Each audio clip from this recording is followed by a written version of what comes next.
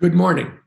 I'm Tom Steyer, the founder of Next Gen America, and I am moderating a panel on charting an equitable path in California. I am joined by a fantastic panel, starting with my friend, Assemblymember Eduardo Garcia from Riverside and Imperial Counties, who has done an enormous amount of work on energy, on clean energy, on environmental justice, and on climate. He is going to be super insightful. Mia Yoshitani, who is the head of the Asian Pacific Environmental Network, who is also someone who has worked tirelessly across California in terms of environmental justice, in terms of clean energy, someone who will be also bringing a unique perspective to this. And the chairman of the California Energy Commission, David Hulkshield, who's someone who has been intimately involved with what's been going on here in Sacramento, and including yesterday's announcement from the governor that we will be 100% zero emission vehicles in California starting in 2035. And I'd like to start by asking David, who I know worked very hard on this, along with the rest of the governor's administration, in terms of, David, what was the thinking behind this, and how do you see the implications for California and the country? Well, thank you, Tom. Look, I think this builds on a big success that's happened over the last few years, which is that our electric grid has been rapidly cleaning up. About a year and a half ago, California put into place the 100% clean energy mandate, and now 14 states across the country have adopted similar mandates. We're today at 63% carbon-free electricity on the grid in California, en route to 100%. And so the next phase is really connecting more things that are run off of polluting fossil fuels onto this clean electric grid. And transportation is the #1 priority. So over half of our emissions in California come from transportation, about 40% from the vehicles themselves, and about 11% from all the refineries. And so this is a real health issue. I think what's happened in the last few weeks with the fires is you have 40 million people in California who are struggling to breathe for weeks on end, and it really elevated the importance of this. Climate is everybody's issue now. In fact, no other issue matters if we don't address the climate. I think the governor, took this opportunity and led with it. And what we're going to see happen over this next 15-year period is the transition to clean transportation that is going to be driven by policy and by innovation. In California today, we have 34 companies that are manufacturing electric vehicles. Yesterday, I attended Tesla's Battery Day. Elon Musk announced the breakthroughs that are going to allow them to cut their battery price in half.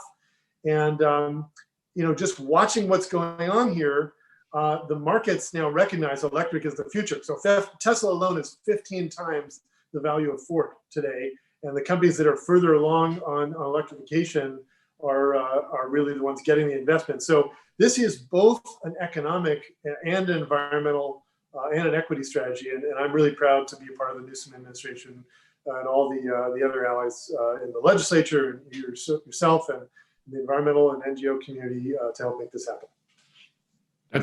Let me say, just to echo what David said, that earlier this week, there was an NPR poll that said for Democrats, climate is the #1 political issue in the United States of America. Mia, I know that you haven't had that much time to digest the governor's announcement yesterday, but I know that you've thought deeply on environmental questions, and I'd love to get your immediate reaction to what happened yesterday in terms of how you feel the implications are for California and the rest of the country. Thanks, Tom.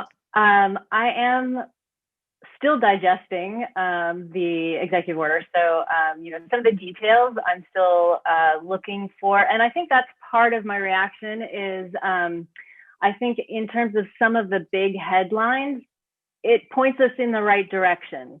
And in some of the kind of key pieces of this puzzle that we are trying to create for, or trying to fix for California and for the rest of the country on our transition, on our just transition to equitable climate, it offers some good pieces to that puzzle. and there's still a lot yet that needs to be revealed.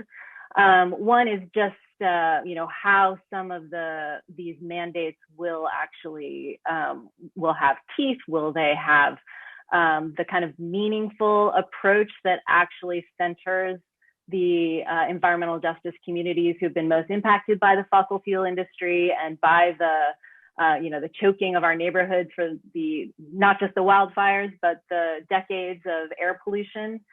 So in some ways it's hopeful, and I wish it had happened 10 or 15 years ago. Where we need to be, and it's my job to actually point our leaders in a more ambitious direction. And I think that while this is really exciting to see some pieces of things that we have been asking for and demanding for decades, I think we need to go further. And I think that if this is the first step, we need to move faster. And I really appreciate, all the work that has been done by, our representatives, our agencies, our legislators, and the communities who have been hardest hit by climate change, by COVID, by all of the multiple crises that we're facing today. And our communities need and expect more from us, and that's what I'm looking for. And then really quickly, not in that we don't have to wait for Climate Week for next year. Let's have more ambitious approaches to these targets, and let's make sure that the regulatory and the approach has actual mandates that are going to be enforced. Thank you. I think that at least in part, this announcement was a reflection and a reaction to the record-breaking heat we've had and the 3.7 million acres that have burned in California and the terrible air quality we've had as a result. Eduardo, I know that you live in one of the hottest parts of this state, and I know that you've represented your constituents in terms of air quality and jobs for a long time from an environmental perspective. I'd love to get your reaction as well in terms of what does yesterday's announcement mean for the people in your district? Absolutely. As you've mentioned, I represent the border region of California. That is one of the hottest parts of the state, or if not the country, an area that has suffered tremendously from bad air quality for many, many decades. And so the announcement made by the governor yesterday is the marker, right, that we've been hoping for to begin what is a roadmap to a just transition and ensuring that we can turn the corner and begin what will be an environmental justice effort to ensure that investments begin to make their way to communities that have been disproportionately impacted today by heat, yesterday by bad air quality, and decades of lack of investment, poor quality jobs.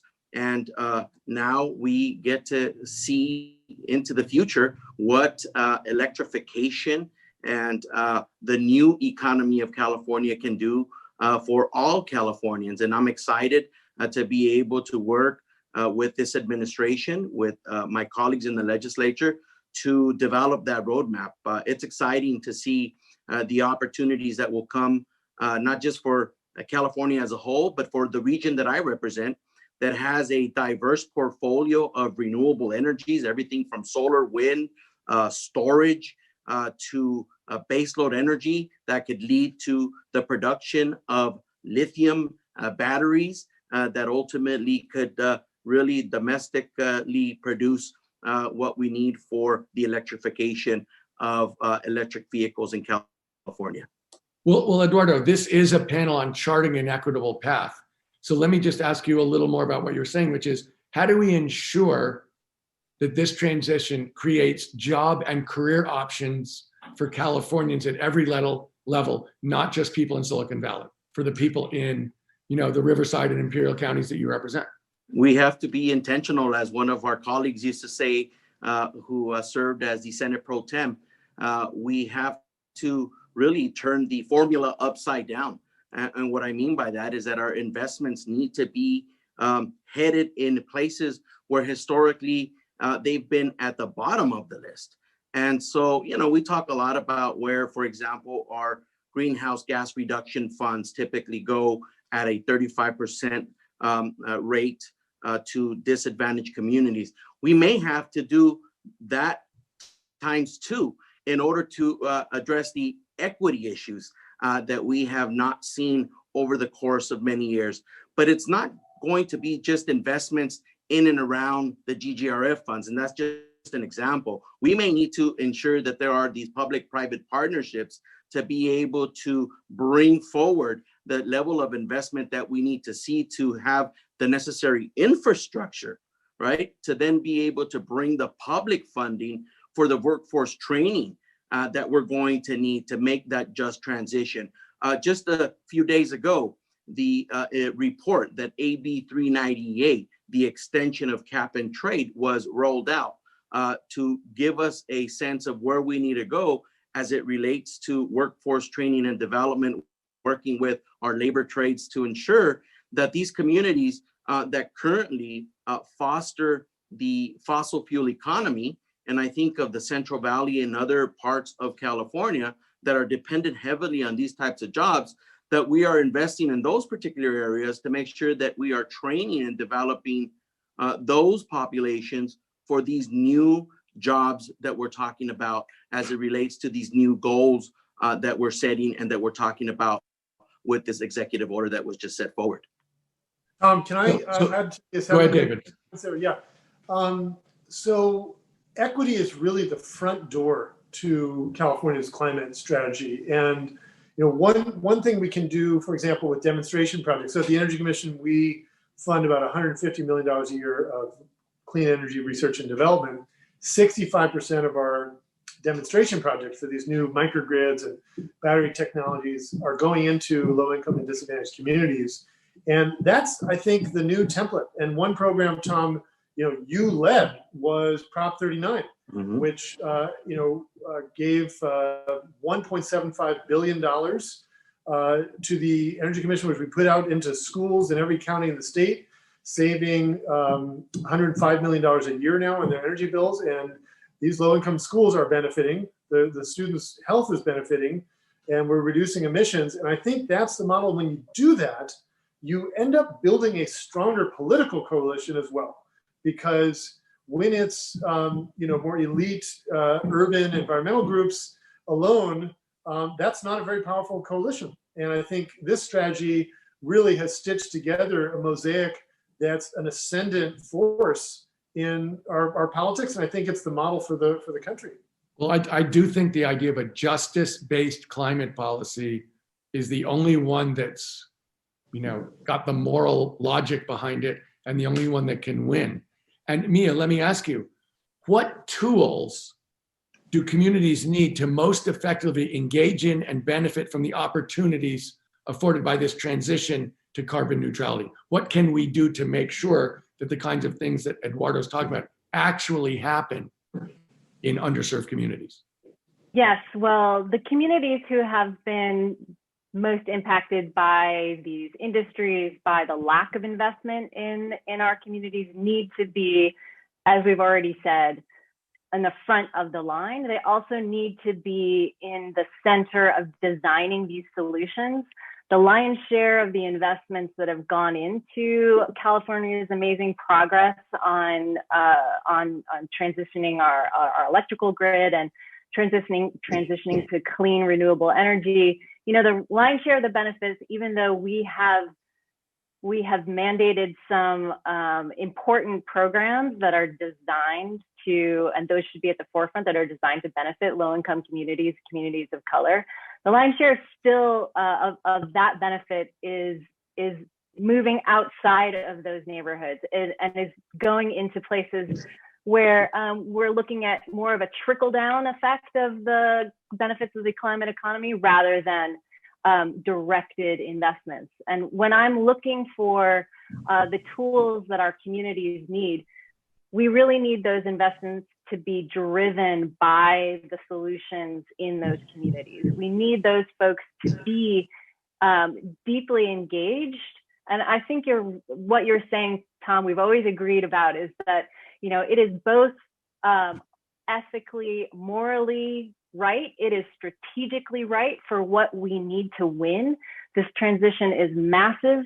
The communities who have been most impacted are also the communities that we need, who have the most political power to actually make this possible. So there's no way that we win without communities who are most impacted, not just by the impacts of climate change, but have been historically impacted by the fossil fuel industry, by the dirty extractive economy.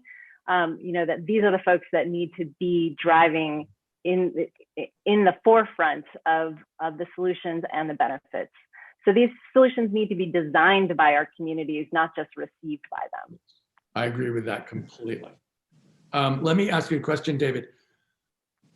This is going to be a huge infrastructure investment across California and across the United States. The Biden campaign is talking about $2 trillion in 4 years of infrastructure spending at the federal level.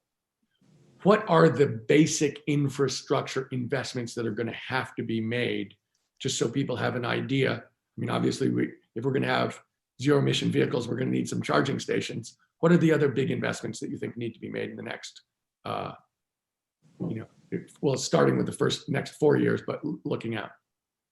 Yeah, well, I think the important thing to understand is that the electric grid is really ascendant as a climate solution.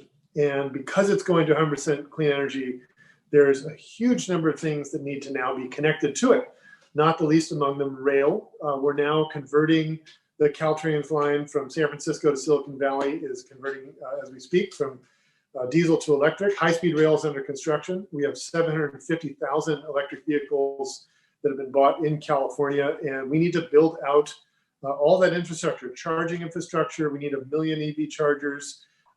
When you buy a cell phone, you don't worry about, am I going to find a place to charge my phone? That, for your purposes there, it's ubiquitous. For EV charging, we need to get to that point. People need to have comfort that they can find a place to recharge their car anywhere. And that goes for buses as well. We have a big program now to roll out electric school buses, 230 electric school buses around the state. And we need charging infrastructure for those. That's expensive.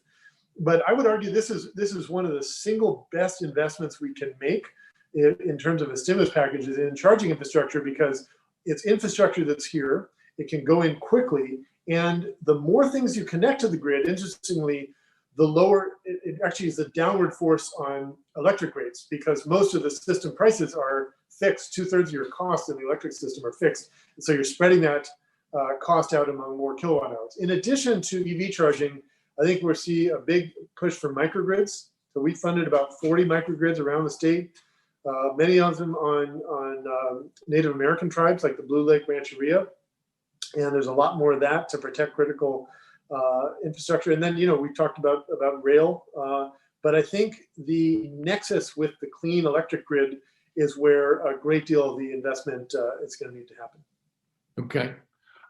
Eduardo, I wanted to ask you a question about something that I know you're intimately familiar with and helped to design, which is that the funds from the California Cap and Trade program have been disproportionately invested in projects to benefit disadvantaged communities. That a huge part of the reauthorization of Cap and Trade was to say, we need people who've been disproportionately disadvantaged to get some of that redress through our Cap and Trade dollars. And that's included projects that include a number of different areas. So what I'm interested in, where do you see those dollars going in the future? How can they best be used in your mind?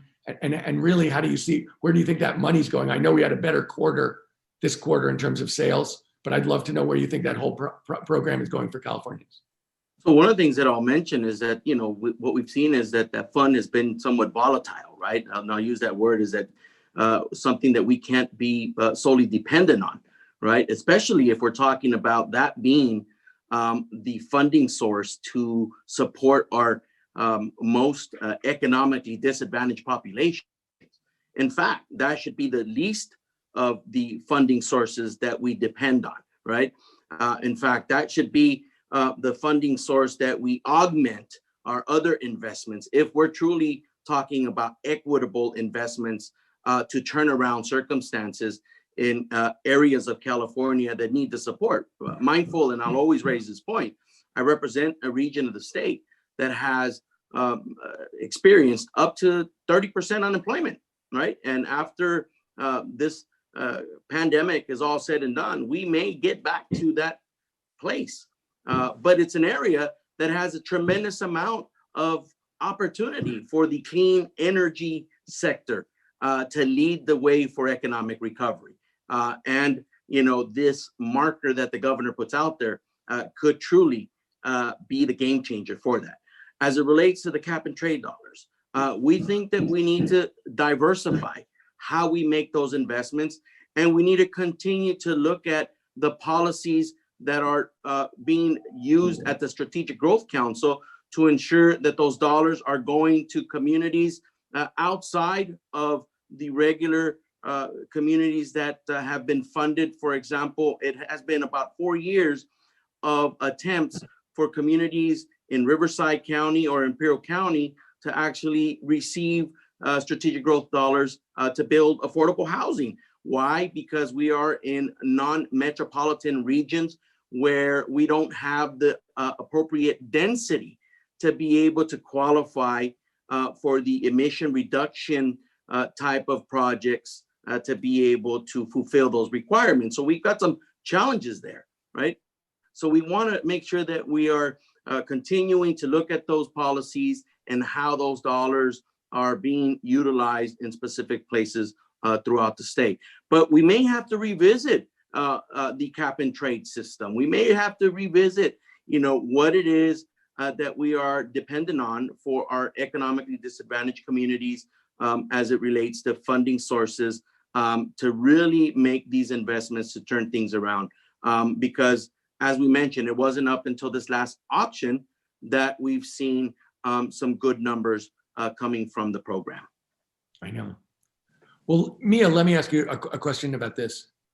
How do we leverage what we're doing in addressing air pollution and climate change to bring in other partners, including people we share borders with, other states, other countries, into these efforts? Because this is obviously not an issue that can be solved within the borders of California or even within the borders of the United States.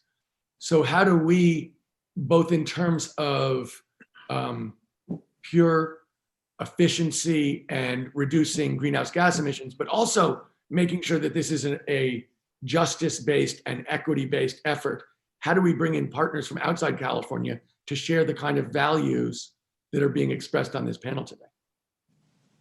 Well, first of all, I think we need to actually prove by the policies that we're implementing that we can do what we say we want to do in terms of making sure that we have a just transition to regenerative and renewable energy and clean economy.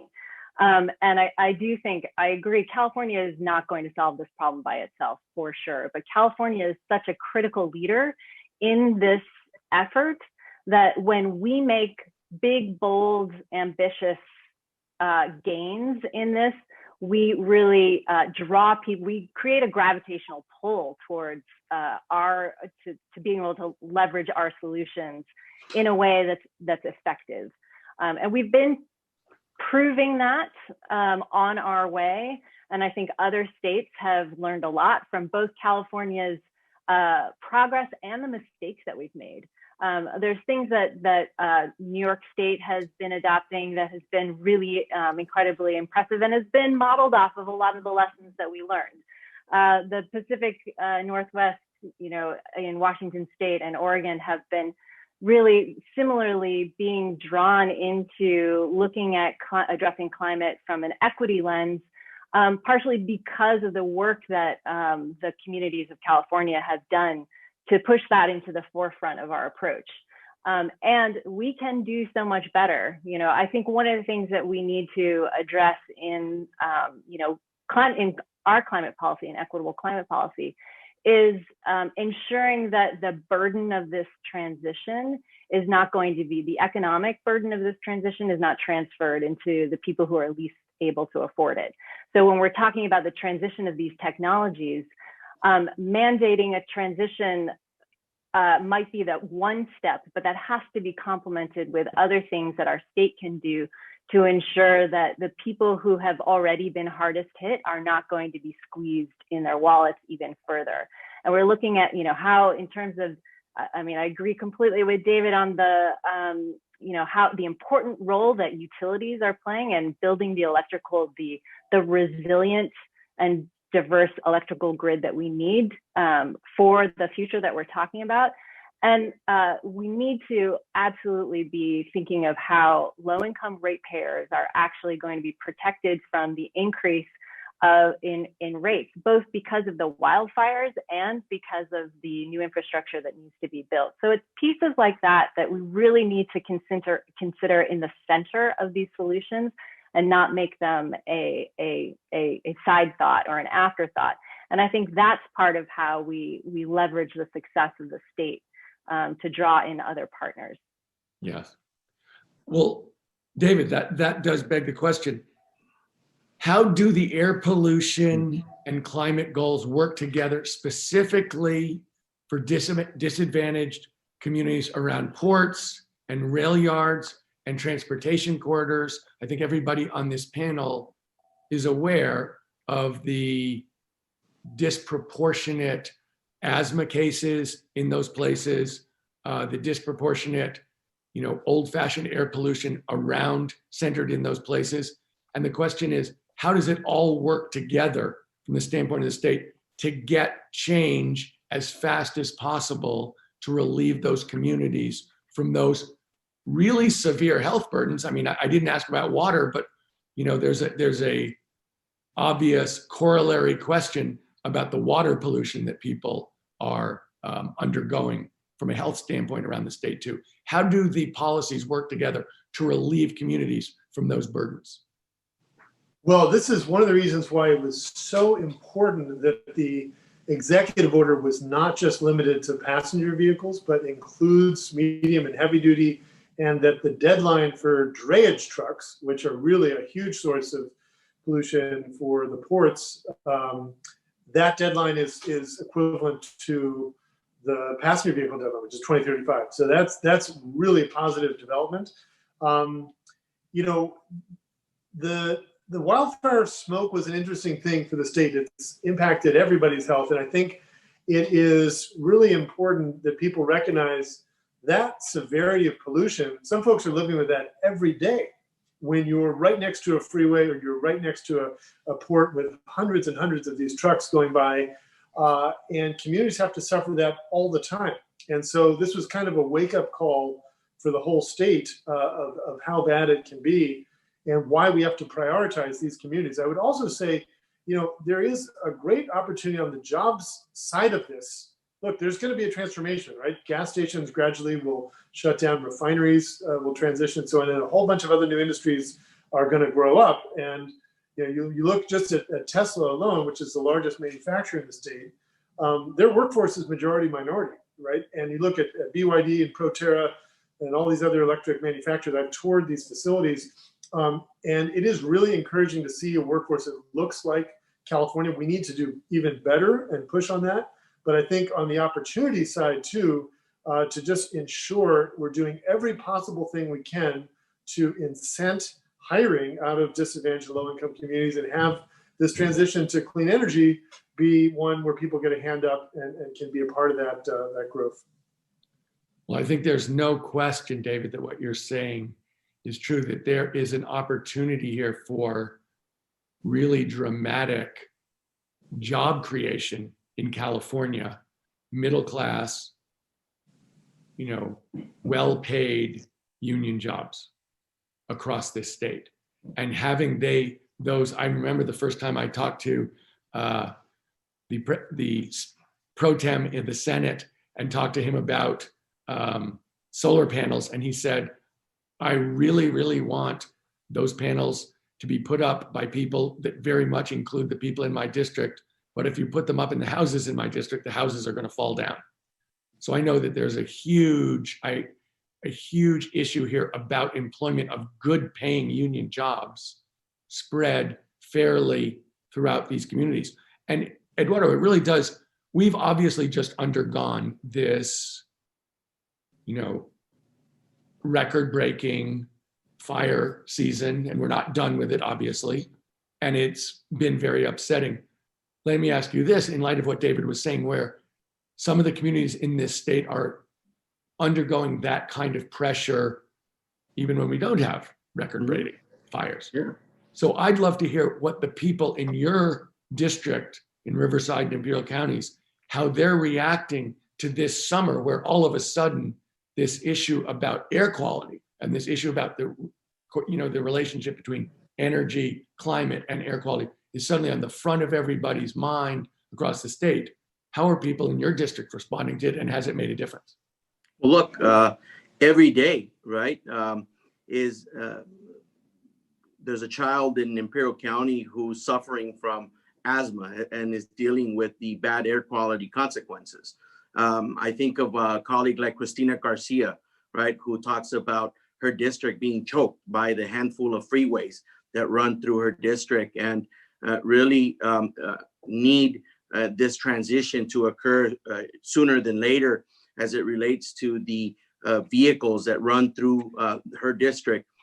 For us, policies like AB 617, where the community is leading, the investment policy-driven ideas is key, right? As Mia was saying, that we formalize these concepts into policy, investment-driven projects to improve the quality of air and ultimately tie it into what will be economic opportunities, is what people are talking about. But, at the center of the discussions in our district, to your question, is when do we begin to see improvement into the public health system?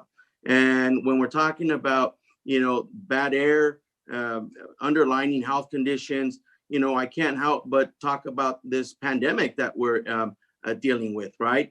More people than not have gotten sick in our region because of their underlying health conditions dealing with respiratory disease problems, right? And so all going back in many cases because of the bad air quality that, people have had to deal with for many, many years here along the border region. So it's a very real problem, even prior to all of these fires occurring up and down the state of California.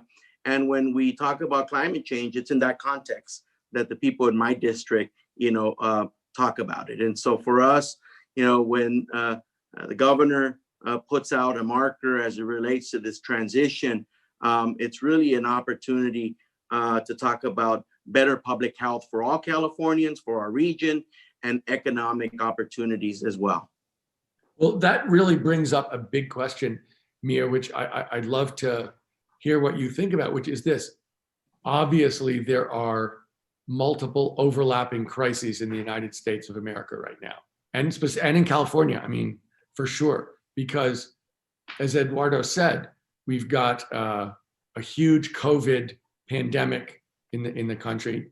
We have a really sharp economic slowdown associated with the response to that, the necessary response to that pandemic.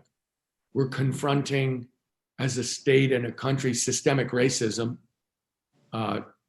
this summer and this fall, in the front of people's minds as we go towards the election. We are in a climate crisis, and it's hard to read the papers without seeing sharp attacks on our democracy. I don't think we feel it so much within the state, but certainly within our country. And so when you think about, this is a panel talking about charting an equitable path. How do you see our response on climate and energy and environmental issues, which are health issues? How do you see that connecting to COVID and to race and to our economic injustices, and our democracy itself? Is there any way to separate these issues from each other? Well, you've just given me a softball question, because of course there is no way to separate those things. And I think one of the things that we need to do is in our state and our approach, we have to stop siloing the solutions to these issues and thinking that they have different or separate, or that we can separate the solutions to these crises. The climate crisis, the pandemic, the crisis of racialized violence, the crisis in our democracy, they are all connected and is part of a systemic problem in our country. And it's connected to the failure of both of our democracy and our economy to meet the real needs that people have. The fact that the pandemic is actually, when we're talking about disadvantaged communities who are like poor and working class communities who have been overburdened by pollution, and that these folks are the very same people who have the highest rates of COVID, the highest rates of death. That is not a coincidence, and therefore our solutions can't be coincidentally, tangentially connected. They have to be deeply connected. And so that approach needs to show up in our whole infrastructure and in our government and in our decision making. And we need to stop sort of treating housing, healthcare, transportation, energy as completely different and separate systems. They are integrated in our lives. They need to be integrated in our solutions. And again, the fact that these crises combine as a threat multiplier to inequality in our state. We can't afford that right now, as our state is going through one of the biggest, most rapid economic crises of our time. And the fact that we have this window of opportunity where we can actually usher in solutions that both address this massive inequality and the destabilization of the climate and like the historic health harm to our communities and economic harm. We cannot pass that up, and we have to let our ambition for those solutions drive what we're doing today. Well, let me say, there have been a lot of days with bad news this year, and today was a day with good news. This announcement about 2035 and zero emission vehicles from California from Governor Newsom is really good news. And I know we're almost out of time, so I just want to go and get one quick reaction from you all on a good day. How optimistic are you that we can in fact deal with our climate issues, deal with them in the holistic way that Mia was describing, and really use it to lead to more equity around the state? So David, do you want to go? We're almost out of time, so it's a rapid fire question. I think we should have an expansive sense of possibility about what 2021 can bring. I think it's going to be like Roosevelt's first year in office in the 30s. And I think we are all in on solutions. So I'm actually very hopeful. Eduardo? Poor people of color, if we put them first in California, will certainly meet the goals and objectives of equity and climate change in California. Mia? I think young people of color in our communities are leading the way, and I can't help but be anything but optimistic that we are going to get the solutions that we need. I told you at the outset that these were three really outstanding people with deep understanding of these questions, really good values, and people who've been involved in terms of crafting solutions to hard energy, environmental, and justice questions. And I am so pleased about this panel about equity. I think it is at the heart of climate. I think that this is the exact kind of discussion that has to take place for us to live up to the goals that Governor Newsom set out in a way that's equitable and just for California. So thank you so much. Thank you. Thank you.